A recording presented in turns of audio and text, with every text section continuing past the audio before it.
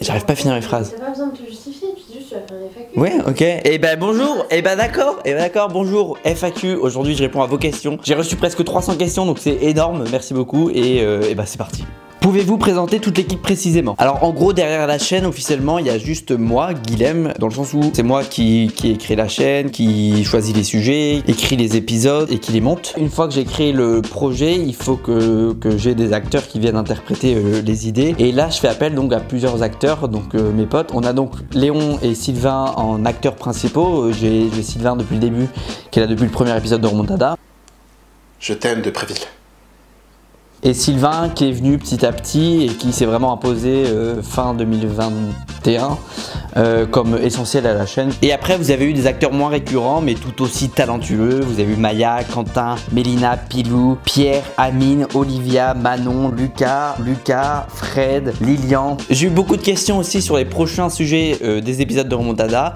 Ce qui est sûr c'est qu'à partir du moment où il y a eu une saison un petit peu particulière ou un événement qui change de l'ordinaire chez un club, il y a de grandes chances que j'ai prévu de faire un épisode dessus, donc ça arrivera peut-être dans un mois, peut-être dans 2 mois, 3 mois, 6 mois, 1 an. En tout cas oui voilà, c'est des sujets que j'ai prévu de faire. J'arrive pas à finir mes phrases.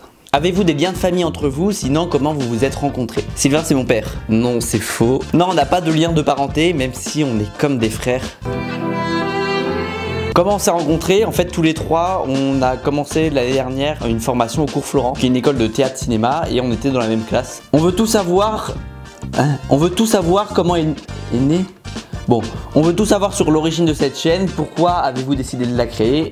Alors cette chaîne, elle est née d'abord d'une page Facebook Ligue 1 Champions Project, en référence à l'OM Champions Project dont on parlait beaucoup en 2017 quand j'ai créé la page Facebook.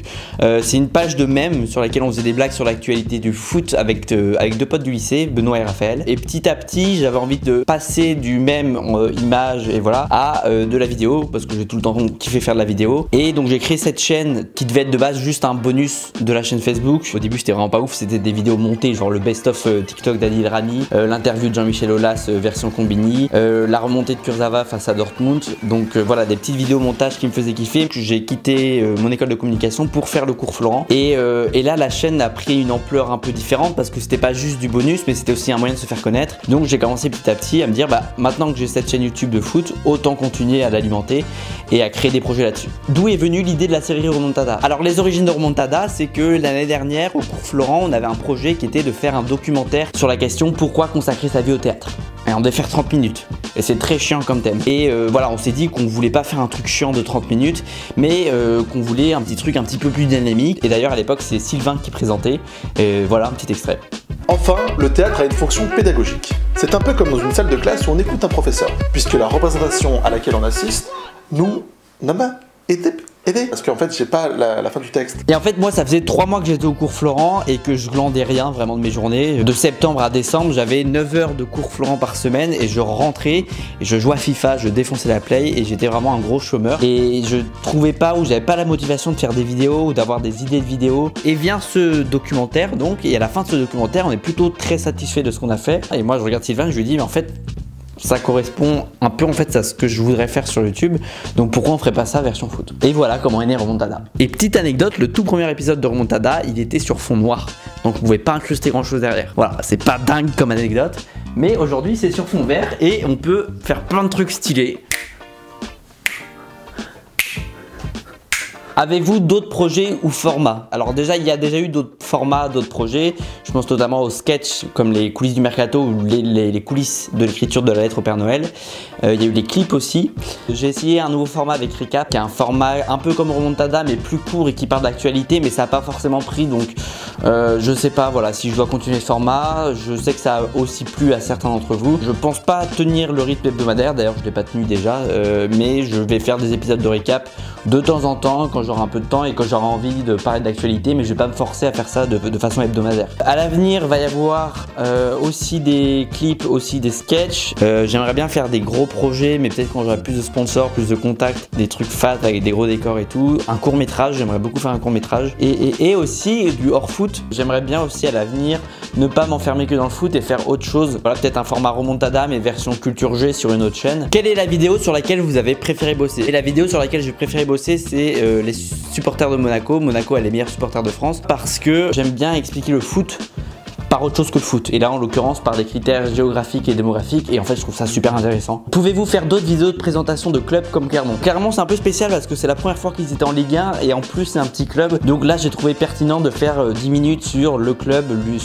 en général. Donc c'est pas quelque chose que je vais faire pour Paris ou pour Lyon ou pour Monaco ou pour Marseille parce qu'on les connaît plus. Après c'est un format que je vais sûrement faire encore pour des petits clubs dont on ne connaît vraiment pas grand chose. Dunkerque, Rodez, Orléans, Laval, enfin des clubs pas ouf, désolé. Allez-vous fixer un rythme ou augmenter la fréquence des vidéos? Alors déjà dernièrement j'ai pas mal augmenté le rythme. J'ai sorti 9 vidéos entre août et décembre. Et là depuis 2022, donc janvier, février et mi-mars, j'ai sorti 11 vidéos. Donc on a un rythme quand même beaucoup plus intense. Mais globalement ouais, j'aimerais bien me fixer un rythme qui serait un épisode de remontada toutes les 2 semaines et une vidéo autre, donc un sketch, une parodie ou un gros format, une autre semaine sur 2. Est-ce que vous comptez faire des lives? C'est pas prévu parce que je suis pas forcément très à l'aise dans les formats live, dans du direct, alors que quand j'écris les choses à l'avance et que je tourne ce que j'ai écrit, c'est beaucoup plus facile et je suis beaucoup plus à l'aise avec ce format là. Après voilà, je sais que c'est un truc qui se fait de plus en plus, que Twitch est en train de décoller, enfin ça a décollé carrément, je suis carrément un boomer, mais voilà, c'est une plateforme que je connais pas encore très bien. Je l'ai découvert récemment avec Deglingo MPG, qui a un format très cool avec une sorte de quiz, de questionnaire où il fait participer les abonnés, et c'est peut-être un format qui peut me plaire, à voir peut-être. Est-ce que vous comptez vous exporter sur des chaînes télévisées si vous en aviez l'occasion, ou bien ce monde ne vous intéresse pas? Oui, la télé c'est un truc qui est attirant forcément, et puis j'ai l'impression que Remontada c'est un format qui s'y prête assez bien. Forcément sur le court terme c'est intéressant en termes de notoriété, en termes de moyens que ça peut apporter pour créer des vidéos plus construites, et en termes de moyens tout court pour pouvoir vivre de ce que je fais aujourd'hui. Après sur le long terme, je sais pas si c'est le plus intéressant pour avoir vraiment toute la liberté que je pourrais avoir en tant que youtubeur. Et d'ailleurs vous en commentaire dites-moi ce que vous en pensez et si ça serait intéressant d'aller sur ce média là. Après on va pas s'enflammer, hein, on va rester les pieds sur terre, on va rester pour l'instant dans notre petit studio fait maison et très familial, et on va travailler pour que ça marche. Vous supportez quel club? Léon est pour Saint-Etienne. Bouh! Moi je suis pour le plus grand club de France, les Stacks. J'ai vécu aussi pas mal d'années à Lyon, mais voilà, c'est pas mon club de cœur, mais c'est un club que j'aime beaucoup. Et Sylvain est pour personne. Sylvain n'aime pas le foot en fait. Sylvain est différent, voilà. Sylvain est une de ces personnes qui a décidé de vivre sans le foot dans sa vie. Et ça se voit que Sylvain est une personne malheureuse. Pourquoi le nom Remontada? Moi je voulais un truc très court et très cool. Remontada, voilà, c'est court, c'est rapide, ça sonne bien. Et le rapport avec le foot, Remontada, c'est en fait de faire un peu une remontée culturelle sur des sujets foot qu'on croit connaître bien, mais en fait pas tant que ça, ou alors qu'on a oublié. Donc c'est un peu le concept de Remontada, finalement, c'est de revenir sur ces sujets, de les approfondir un petit peu et de faire donc une remontée culturelle sur ce genre de sujet. J'aimerais savoir en combien de temps une vidéo met à être réalisée. On est à peu près sur une journée de recherche d'informations pour bien cerner le sujet, une journée et demie d'écriture et de rédaction, et une demi-journée d'écriture humoristique, donc des scénettes et des petits trucs qui vont ajouter un petit peu d'humour. Ensuite on a une demi-journée de tournage, et ensuite il y a à peu près 2 jours de montage. Quelle a été la vidéo la plus longue à tourner? La vidéo sur la barrière d'Amiens, tout simplement parce que je l'ai tournée 2 fois. J'ai tourné il y a à peu près 1 an, et en fait j'étais pas du tout satisfait du résultat, et j'ai laissé mijoter ça pendant quelques mois, et je l'ai ressorti plus récemment, et donc techniquement ça a été la plus longue à tourner parce que j'ai dû la tourner 2 fois. Et d'ailleurs voilà une petite comparaison entre les 2 épisodes, voilà, je trouve ça intéressant pour voir l'évolution de Remontada sur ces quelques mois. Ce match est plutôt important, d'abord parce que c'est un derby. Ce match il est plutôt important, d'abord parce que c'est un derby. C'est moi, je te défonce. Écoute-moi, je te défonce. Et ensuite parce que même si c'est que le début de la saison, les 2 clubs sont très mal placés au classement et Lille est pour l'instant barragiste. Et aussi parce que même si c'est que le début de la saison, les 2 clubs sont très mal placés au classement et pour l'instant Lille est barragiste. Mais toi tu vas me arrête, défonce-moi. Défoncer toi. Que faites-vous en dehors de vos vidéos? Léon lui il est pleinement impliqué dans le cours Florent en 2e année.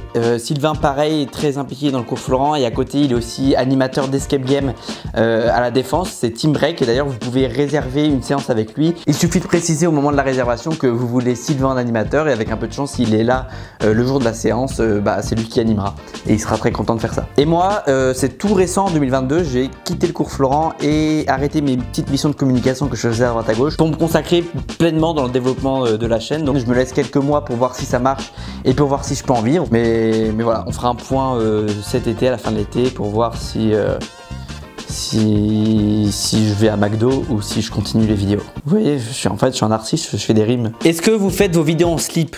Non.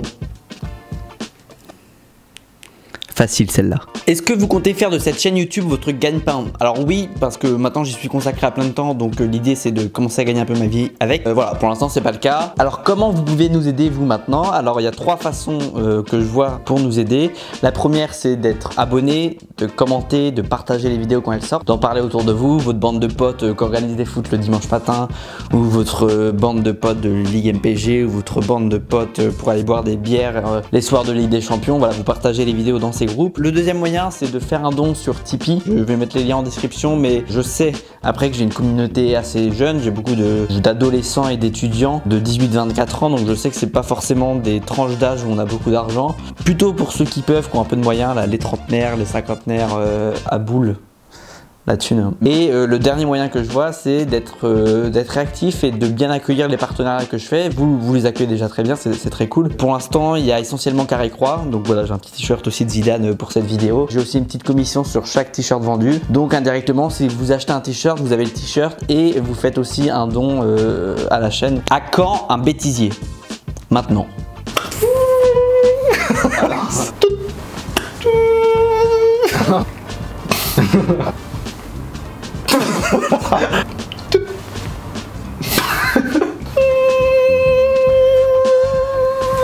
Et voilà. Allez, ça On en fait une, j'aime bien. Ok. Est-ce qu'on se la referait pas? Sylvain plus à gauche, moi je vois pas ce que ça donne en fait. Hein? Est-ce qu'on se la referait pas? Allez, Link. Quand même assez particulier. Ça va beaucoup bouger, quitte à partir peut-être. Vas-y. C'était la plus grosse erreur de ma vie, ça m'a tiré absolument tous les poils et tout. Est-ce que c'est votre première chaîne sur internet? Alors moi oui, c'est ma première chaîne sur YouTube, mais Sylvain c'est pas sa première chaîne. Il y a quelques années, quand il était même pas consacré au théâtre, au cinéma, il avait déjà une petite chaîne YouTube sur laquelle il décryptait un peu l'univers des comiques et des super-héros. Donc voilà un petit extrait. Et il y a beaucoup plus de scènes d'action et beaucoup plus d'environnements variés. D'ailleurs au niveau des scènes d'action, notamment au niveau des scènes de combat, on voit vraiment que le personnage a pris vraiment du level et qu'il est vraiment doué pour la bagarre. La bagarre! Pourquoi y a-t-il un hublot sur les machines à laver et pas sur les lave-vaisselle? Question sur le setup maintenant, j'ai eu plusieurs questions sur les coulisses, comment ça marche. Voilà, donc c'est encore un niveau un peu amateur, on n'a pas la chance de pouvoir payer un studio ou voilà. Donc en fait à chaque épisode on est obligé de monter tout le matos. Il n'y a pas toujours les mêmes réglages sur chaque vidéo, je sais pas si vous en apercevez, j'espère que non, mais bon au final c'est pas très grave. Mais voilà, on tourne chez Sylvain. Sylvain qui a la chance d'avoir un appartement un peu plus grand que les nôtres. Donc je suis hyper redevable de Sylvain, sans qui la chaîne n'existerait sûrement pas en fait. Et petite anecdote de tournage, comme on tourne chez Sylvain, il a des animaux de compagnie qu'on va pas virer pour chaque épisode.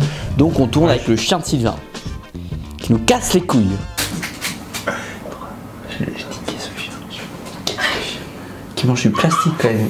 Stop. Non mais regarde, Angel, tu m'as foutu Angel. Non mais Angel, il doit faire une discussion très claire. Voilà, je pense qu'on arrive à la fin de cette FAQ. Merci énormément déjà d'être resté jusque là, mais aussi pour tout le soutien que vous nous apportez depuis la création de la chaîne. Des fois vraiment je regarde les commentaires et je suis ému parce que vous êtes trop gentil. Voilà, il y a un an je pensais pas être youtubeur aujourd'hui, je pensais pas en avoir la motivation ou l'envie et la capacité. Oh ta gueule. Et voilà, il y a un peu pour les projets de 2022, même si c'est un peu tard de le faire en mars. Voilà, plein de projets à venir, plein de nouvelles vidéos, plein de trucs nouveaux et j'espère que ça va être cool et que vous allez kiffer. Merci.